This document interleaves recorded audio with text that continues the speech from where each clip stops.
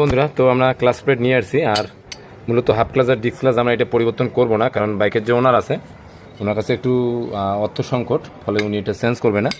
আমরা just class প্লেটটা লাগাবো, এই ক্লাস প্লেটটা লাগাবো নতুন, এটা পুরাতন বাতিল। আর ক্লাস প্লেট আমরা নিয়ে আসছি, তো উনি কোম্পানিটা নিয়ে আসেনি, এটা ওনার এই কাছে ছিল। জাস্ট উনি যে আমাদের লোকাল মালটা এটা আর কি নিয়ে আসছে। তো লোকাল হলো এটা মোটামুটি খারাপ না, ওনার খুলে নিচ্ছি।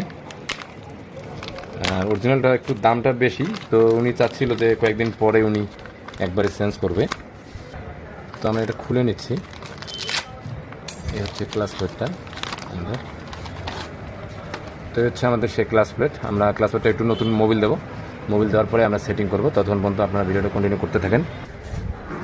তো আমরা একটু অয়েল দিয়ে নিচ্ছি, নতুন অয়েল, সবগুলোতে নতুন অয়েল দিয়ে নেব। তো আমরা ক্লাস প্লেটটা সেটিং করে নিচ্ছি।